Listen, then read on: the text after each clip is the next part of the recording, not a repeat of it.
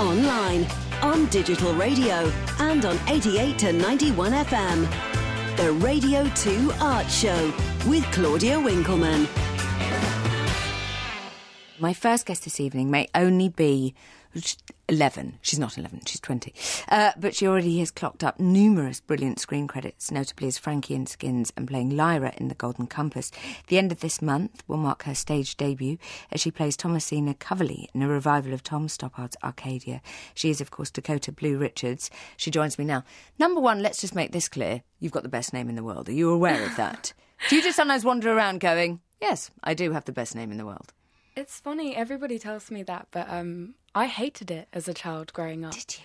Yeah, because nobody could remember it, nobody could spell it, and it drove me insane because you could never shorten it, so everybody at school had nicknames and I didn't. But now, as a grown-up, you can go, that's a cool name. You're a clever mum. It's I've great read for everything work. about it. You were born in Chelsea and Westminster Hospital, and she wanted to name you after both a place and a colour.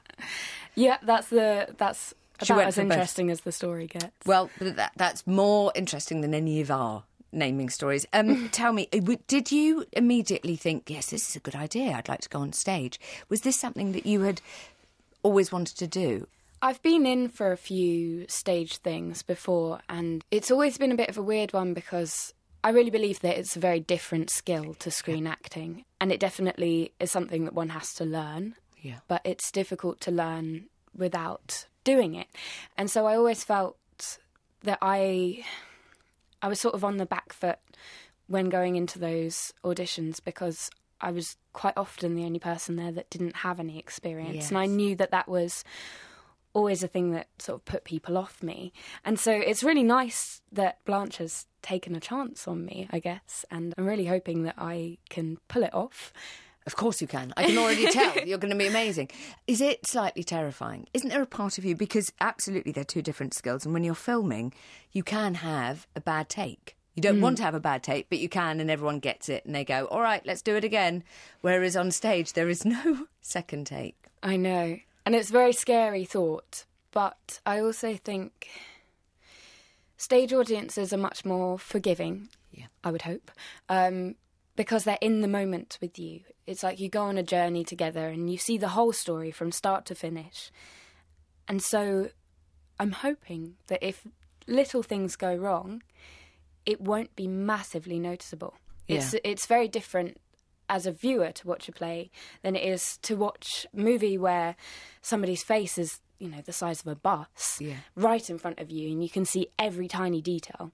So I'm hoping people will be quite forgiving. But also we've had a really intensive and wonderful rehearsal experience, which is not something that you get on films. And so we have a lot longer to make sure that we're going to get it right. Of course, and you will get it right. People love the rehearsal. I mean, very accomplished, extraordinary stage actors that have been in here say that's the most fun. They love it when the audience come in, but that's when you really get to fly free, if you like, and dissect characters. And are you finding it like that? Yeah, it's been amazing.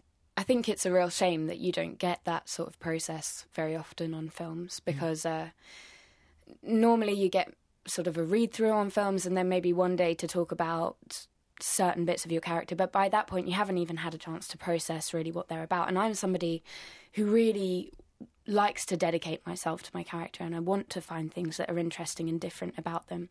And so often there's just not the opportunity for that.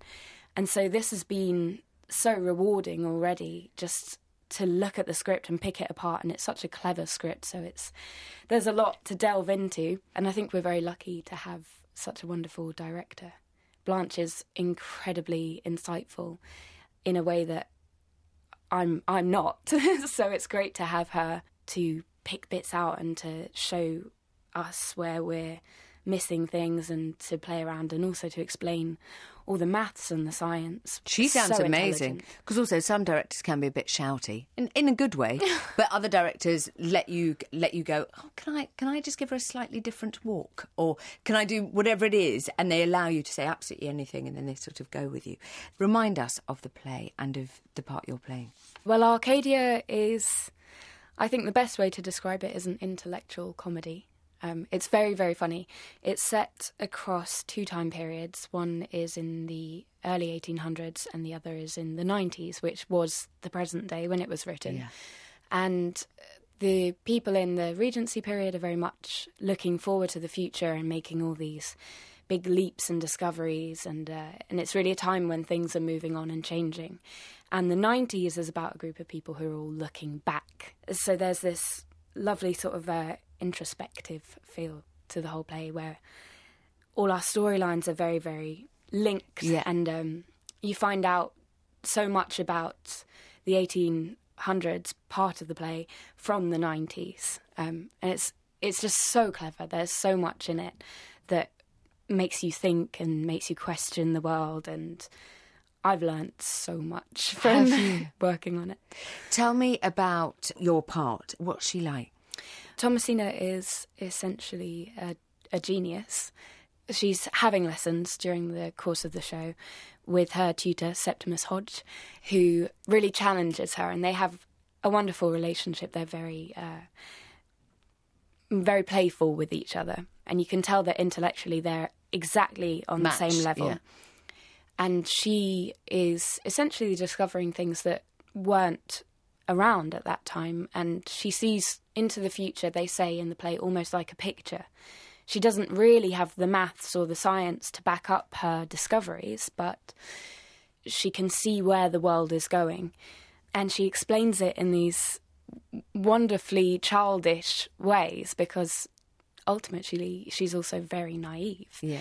So she talks about chaos theory and thermodynamics in relation to rice pudding. Yes. So it's lovely. She's a really wonderful character to play and incredibly challenging.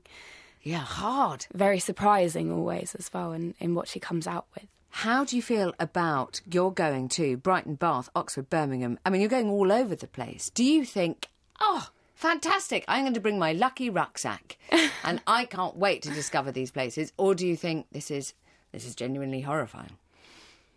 A little bit of both, I think. It's great that we get to play to so many different people. Yeah. I think especially with a play like Arcadia, which is, because it's so intellectual, yeah, I think it sometimes feels not very inclusive. Yeah. And so what's really nice about putting it on tour is that we're bringing it to people who might otherwise never have seen the show. And it's exciting as an actor to have a new space. I mean, we're doing 83 shows.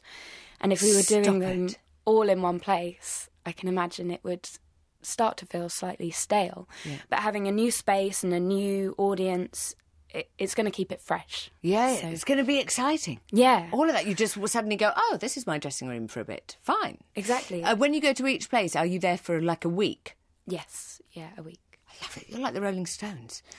Have the most amazing time and good luck with it. And thank you so much for coming in. Thank you.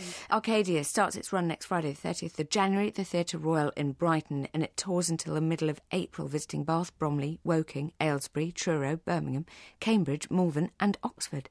Dakota, thank you again.